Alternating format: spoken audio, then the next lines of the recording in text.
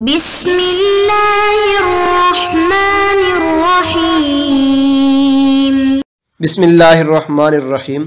السلام علیکم ورحمۃ اللہ وبرکاتہ۔ امید ہے آپ سب حضرات اللہ تعالیٰ کے فضل و کرم سے خیر و عافیت کے ساتھ ہوں گے۔ ایم.اے اسلامیات کے مضمون اسلامی اخلاق و تصوف کا آج ہمارا سبق نمبر 27 ہے، اور آج کے اس سبق کے اندر ہم گفتگو کریں گے حضرت شاہ ولی اللہ محدث دہلوی رحمۃ اللہ علیہ پر۔ اور آج کا سبق شروع کرنے سے پہلے ایک مرتبہ پچھلے سبق پر سرسری نظر ڈال لیتے ہیں۔ عزیز طلباء کرام، پچھلے سبق کا خلاصہ کچھ یوں ہے کہ ہم نے حضرت امام غزالی رحمۃ اللہ علیہ کے حوالے سے درجہ ذیل باتوں پر بڑے مختصر انداز میں گفتگو کی تھی۔ آپ کا نام و نسب بیان کیا تھا، آپ کی ولادت کب ہوئی، آپ کی ابتدائی تعلیم و تربیت پر ایک سرسری نظر ڈالی تھی، مدرسہ نظامیہ میں آپ کی تدریس اور پھر تدریسی مصروفیات ترک کرنے پر بات کی تھی، آپ کے مناقب بیان کیے تھے، آپ کے تلامذہ اور آپ کی تصانیف پہ ایک نظر ڈالی تھی، اور آخر میں آپ کی وفات اور وفات کے بعد کے 2 واقعات ذکر کیے تھے جن سے آپ کا مرتبہ اور آپ کے اخروی درجات معلوم ہو رہے تھے۔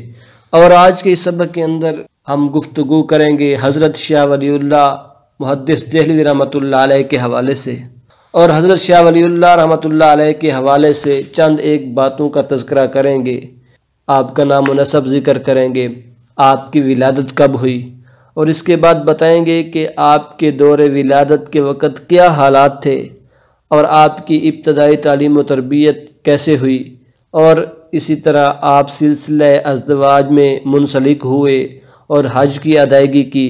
اس کے بعد بتائیں گے کہ آپ کی علمی، اصلاحی اور سیاسی خدمات کیا ہیں۔ اس کے بعد آپ کی تصنیفات پر ایک سرسری نظر ڈالیں گے، اور آخر میں آپ کی وفات کا تذکرہ کریں گے۔ آئیے اب ذرا ان باتوں کو تفصیل کے ساتھ بیان کرتے ہیں۔ سب سے پہلی بات، آپ کا نام و نسب۔ عزیز طلباء کرام، آپ کا اسم گرامی احمد ہے، آپ کی کنیت ابو الفیاض ہے اور عرف ولی اللہ ہے۔ اسی طرح آپ کا تاریخی نام عظیم الدین ہے اور آپ کا بشارتی نام قطب الدین ہے، اور والد محترم کی طرف سے آپ کا سلسلہ نسب امیر المؤمنین حضرت عمر رضی اللہ تعالیٰ عنہ تک جا پہنچتا ہے، اور والدہ کی طرف سے آپ کا سلسلہ نسب حضرت موسیٰ کاظم رحمۃ اللہ علیہ تک پہنچتا ہے۔ اسی طرح آپ کے دادا شیخ وجیہ الدین رحمہ اللہ تعالیٰ بھی ایک صاحب قلم انسان تھے، اور وہ اورنگزیب کے لشکر کے سربراہ تھے۔ اسی طرح آپ کے والد محترم کا شمار بھی اس وقت کے جو علماء تھے ان میں سے جید علماء میں سے آپ کا شمار ہوتا تھا۔ عزیز طلباء کرام، آپ رحمہ اللہ تعالیٰ کی ولادت 21 فروری 1703 کو ہوئی، اور اورنگزیب عالمگیر کی وفات کے 4 سال پہلے آپ کی پیدائش ہوئی۔ عزیز طلباء کرام، آئیے اب ایک نظر آپ کے دور ولادت کے وقت کے جو حالات تھے ان پر ڈالتے ہیں کہ کیسا زمانہ تھا۔ تو عزیز طلباء کرام، جب آپ کی پیدائش ہوئی تو جہالت کا زمانہ تھا، فسق و فجور عروج پر تھا، اخلاقی اقدار بالکل ہی ختم ہو چکی تھیں اور اخلاقیات کا ختمہ ہو چکا تھا۔ عدل و انصاف نام کی کوئی چیز ملتی ہی نہیں تھی، اور جو وقت کے بادشاہ تھے، سلاطین تھے، وہ عیاشیوں کے دل دادا ہو چکے تھے، اور حالات ایک ایسے مسئلے کے منتظر تھے جو آئے اور اصلاح کرے اور سارا نظام درست کرے۔ چنانچہ ایسے حالات کے اندر اللہ رب العزت نے حضرت شاہ ولی اللہ رحمۃ اللہ علیہ کو پیدا فرمایا، اور اس کے ساتھ ساتھ ان کو اصلاح کی ذمہ داری بھی عطا کر دی۔ عزیز طلباء کرام، آئیے اب ایک نظر آپ رحمۃ اللہ علیہ کی ابتدائی تعلیم و تربیت پر ڈالتے ہیں۔ چنانچہ آپ نے ابتدائی تعلیم کا آغاز اپنے گھر سے کیا۔ ابھی 5 سال کی عمر کے تھے کہ آپ نے مکتب جانا شروع کر دیا۔ 2 سال کے اندر آپ نے قرآن مجید پڑھا، اور 7ویں سال کے اندر پہنچ کر آپ نے نماز روزہ کی پابندی شروع کر دی۔ جب آپ کی عمر 10 سال کی عمر کو ہوئے تو آپ نے شرح جامی پڑھی، اور اس کے علاوہ فقہ، ریاضی، طب وغیرہ کی کتابوں سے بھی استفادہ کیا۔ عزیز طلباء کرام، بتایا جاتا ہے کہ 5 سال کی عمر میں آپ نے مکتب جانا شروع کیا اور 7 سال کی عمر میں آپ کی سنت ابراہیمی کی ادائیگی کی گئی، اور جب آپ 14 سال کے ہوئے تو آپ نے بیضاوی کا ایک حصہ پڑھا، اور 15 سال کی عمر میں آپ نے تمام رائج علوم متداولہ سے فراغت بھی حاصل کر لی۔ عزیز طلباء کرام، آپ نے اپنے والد محترم سے چند کتابیں پڑھیں، جن میں سے چند ایک درج ذیل ہیں۔ آپ نے اپنے والد محترم سے شمائل ترمذی، بخاری شریف، حدیث، فقہ، علم الکلام اور تفسیر مدارک وغیرہ جیسی کتابوں کا علم حاصل کیا۔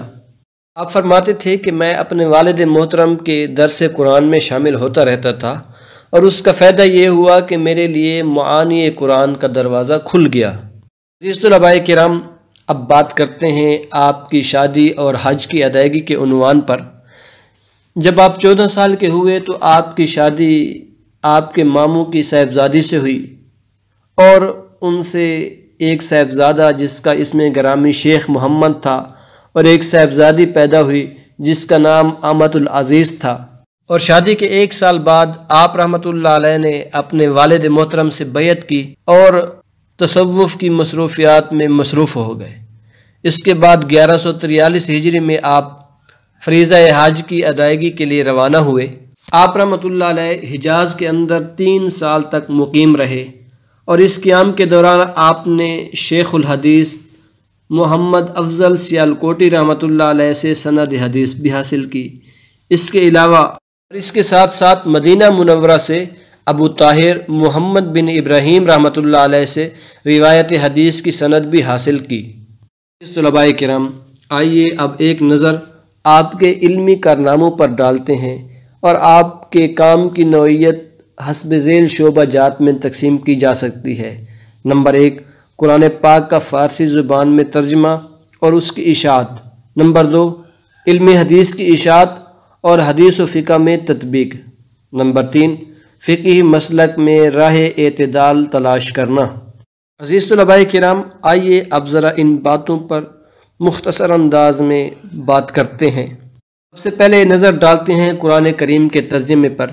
عزیز طلباء کرام، ویسے تو آپ کے علم کارناموں کی لسٹ بڑی لمبی ہے، لیکن ان سب میں سے سب سے اہم اور ہمیشہ رہنے والا کارنامہ قرآن کریم کا ترجمہ کرنا ہے، کیونکہ اس وقت کے جو مسلمان تھے ان کے عقائد اور اعمال کی بڑی بری حالت تھی۔ شاہ صاحب نے یہ محسوس کیا کہ مسلمانوں کے اس انحطاط کی جو اصل وجہ ہے وہ قرآن کریم کی تعلیمات سے دور ہونا ہے۔ قرآنی تعلیمات کی دوری ہی کی وجہ سے وہ سیاسی زوال کا بھی شکار تھے۔ عزیز طلباء کرام، اس صورتحال کو مد نظر رکھتے ہوئے آپ نے مسلمانوں کو قرآنی تعلیمات کے قریب کرنے کے لیے فارسی زبان میں قرآن کریم کا ترجمہ کروایا، جو کہ اس وقت کی سرکاری زبان بھی تھی۔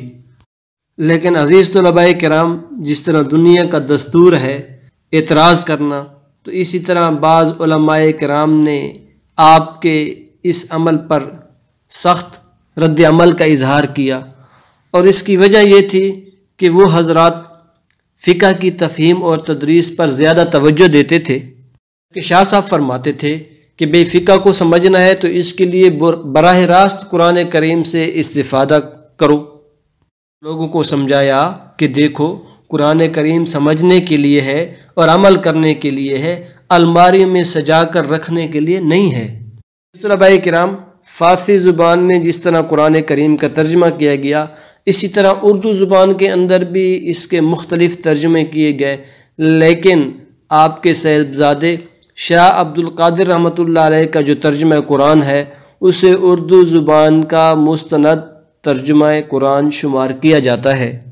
عزیز طلباء کرام، تھوڑی سی گفتگو کرتے ہیں حدیث و فقہ کی تطبیق کے عنوان پر۔ عزیز طلباء کرام، آپ کے زمانے میں ائمہ اربعہ کی تقلید کو بڑا اہم سمجھا جاتا تھا، اور اس کے مقابلے میں کوئی بڑی سے بڑی بھی دلیل لے کر آتا اس کو رد کر دیا جاتا۔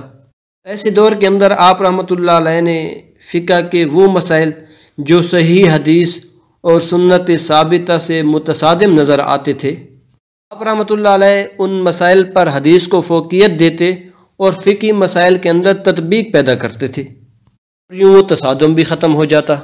طلباء کرام ایک نظر ڈالتے ہیں فقہی مسائل میں مسئلہ کے اعتدال پر۔ آپ فقہی مسائل میں مسئلہ کے اعتدال کے سب سے بڑے داعی تھے۔ رحمۃ اللہ علیہ نے اہل سنت اور اہل حدیث کا جو بہمی اختلاف ہے ان کو بھی دور کرنے کی کوشش کی۔ اسی طرح مسائل قیاس پر حدیث کو ترجیح دی، اور جن مسائل فقہ میں فقیہ کے پاس قرآنی دلیل ہوتی وہاں حدیث پر اصرار نہیں کرتے تھے بلکہ حدیث کے اندر تعویل کرتے تھے۔ آپ تقلید جامد کے سخت مخالف تھے، اور آپ نے ایک مسئلہ کے اعتدال کی ابتدا فرمائی۔ اس کے ساتھ ساتھ آپ رحمۃ اللہ علیہ نے اندھی تقلید کرنے پر سخت تنقید فرمائی اور اجتہاد کے دروازے بند کرنے کی بھی مخالفت فرمائی۔ اسی طرح ہر بندے کو اجتہاد کا حق دینے کے بجائے اصول فقہ کے مطابق شرائط اور فقیہ اور مجتہد کی مطلوبہ قابلیت کی وضاحت بھی فرمائی۔ عام آدمی کے لیے آپ رحمۃ اللہ علیہ نے یہ ضروری قرار دیا کہ کسی ایک امام فقہ کی پیروی کرو، اور اس کے ساتھ ساتھ آپ نے اجماع امت کو بھی لازمی قرار دیا۔ اس طلباء کرام ایک سرسری نظر آپ کی اصلاحی خدمات پر بھی ڈالتے ہیں تو آپ رحمۃ اللہ علیہ تمام شعبہ جات کے اندر ایک عظیم مصلح امت تھے۔ رحمۃ اللہ علیہ نے لوگوں کی اصلاح کے ساتھ ساتھ معاشرے کے اندر جو ہندوانہ رسومات پھیلی ہوئی تھیں ان کا بھی خاتمہ کیا۔ وہ عورتوں کے ساتھ شادی کرنے کی ترغیب فرمائی، ساتھ ساتھ حق مار میں زیادتی اور شادی بیاہ کے موقعوں پر جو فضول خرچی کی جاتی ہے ان سے بھی منع فرمایا۔ عزیز طلباء کرام، اسی طرح مغلیہ دربار کے اندر بڑے بڑے عہدوں پر ہندوؤں اور عیسائیوں کے ہونے کو آپ ناپسند سمجھتے تھے اور فرماتے تھے کہ یہ تو کفار کو غلبہ دینے کے مترادف ہے۔ عزیز طلباء کرام، آئیے اب آپ رحمۃ اللہ علیہ کی سیاسی خدمات بھی دیکھ لیتے ہیں۔ عزیز طلباء کرام، مسلمان جب جہاد میں کامیابی کے بعد واپس آتے تو وہاں پر آپ ایک سیاسی نظام قائم کرتے۔ ہر 3-4 روز کی مسافت پر ایک منصف حاکم مقرر فرماتے۔ وہ حاکم منصف ہونے کے ساتھ ساتھ عوام کے حقوق پورے کرنے والا بھی ہوتا تھا اور اللہ تعالیٰ کے احکامات کو بھی پورا کرنے والا ہوتا تھا۔ عزیز طلباء کرام، ایک نظر آپ کی تصنیفات پر ڈالتے ہیں۔ ویسے تو آپ کی تصانیف زیادہ ہیں، البتہ مورخین نے ان کی تعداد 200 سے بھی زیادہ بتائی ہے۔ ان میں سے چند ایک کا تذکرہ آپ کے سامنے کرتے ہیں۔ فتح الرحمن فی ترجمۃ القرآن، حجت اللہ البالغہ، تعویل الاحادیث، الفوز الکبیر وغیرہ۔ عزیز طلباء کرام، اللہ رب العزت نے آپ سے جو تجدید اور اصلاح امت کا کام لیا، علوم نبوت کی نشر و اشاعت کا کام لیا، عہد و ملت کے فکر و عمل میں ایک نئی زندگی اور تازگی پیدا کرنے کا جو عظیم الشان کام لیا، اس سے صرف نظر نہیں کیا جا سکتا۔ اس طلباء کرام، آخر میں آپ کی وفات کا تذکرہ کرتے ہیں۔ چنانچہ آپ رحمۃ اللہ علیہ 29 محرم الحرام 1176 کو اپنے خالق حقیقی سے جا ملے اور آپ کی عمر 61 سال اور کچھ ماہ تھی۔ آخر میں ایک مرتبہ آج کے سبق کا خلاصہ دیکھ لیتے ہیں۔